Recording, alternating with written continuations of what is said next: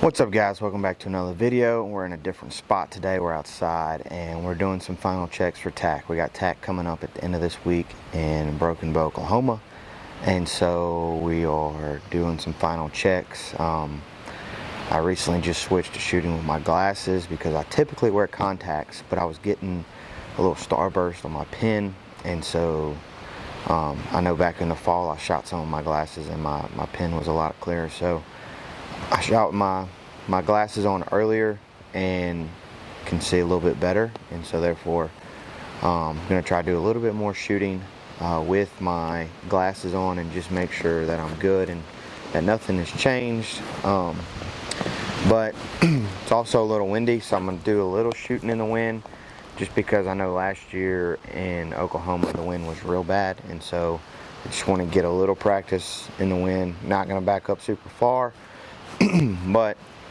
I'm going to shoot some in the wind just to make sure I'm comfortable.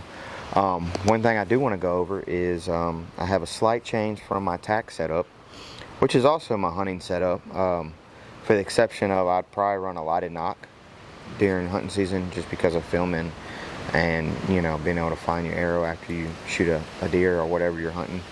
But I switched back to the old faithful Easton Axis. It is a 300 spine arrow.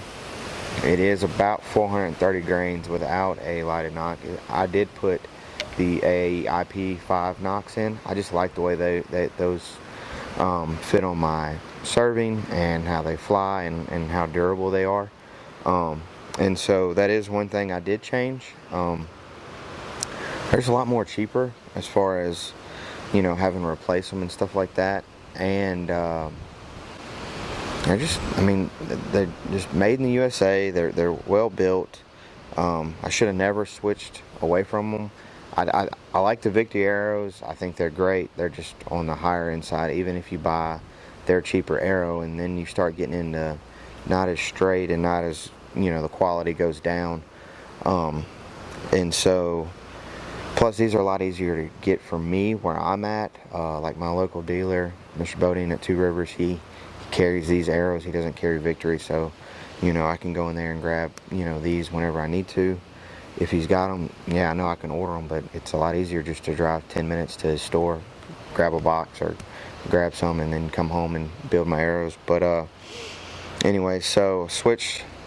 So it's a little heavier for TAC than what I wanted. Still shooting pretty flat. Can still shoot with my sight tape, shoot out to like 130 yards. So that's not an issue. You know, I was wanting to get a little bit lighter arrow, but I think if I did that, then I would just completely change, you know, what arrow I shot. But I just wanted to make sure these were going to fly good for hunting season. That's kind of why I like going to TAC, is, you know, it can tell me what my equipment can and can't do and prepare me for, you know, hunting season. But still rocking a 4 fletch on those. And just have the regular head insert.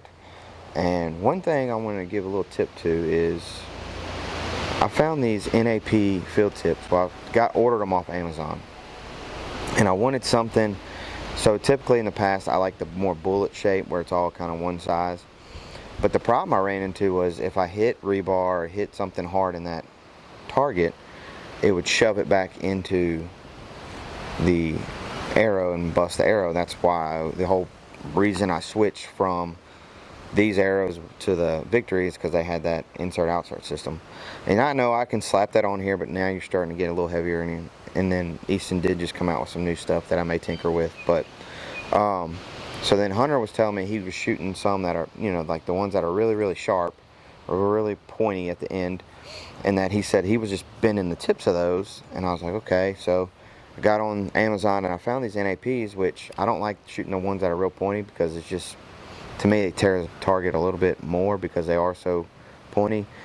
But I found these that come down real tight, if you can see that, come down real tight, but they're not sharp, and so, or they're not as pointy. And so I've actually hit leg a couple times with some arrows and hasn't messed the field tip up, and it hadn't messed the arrow up. And I've, you know, done the bend test and everything like that. So get on Amazon, find the NAPs.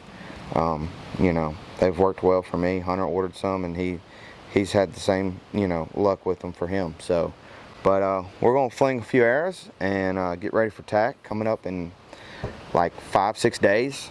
Can't wait to go. Hopefully the rain will go away. But anyways, if you're going to be in Broken Bow, Oklahoma at TAC, come say hey to me and Hunter. We'll be walking around.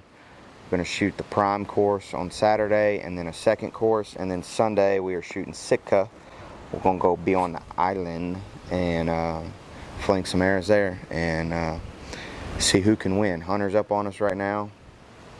I think it's going to be just me and him this year, but he's up on me right now, so we got to do some evening out on the score and try to you know, tie it back up. I think we're, like I said, we're gonna try to shoot 3 courses, and I think he's up 3-2 on me. So if I can take 2 from him this weekend, then we'll be back. You know, we'll be tied. So, but anyways, I appreciate y'all watching. And remember, nothing's impossible.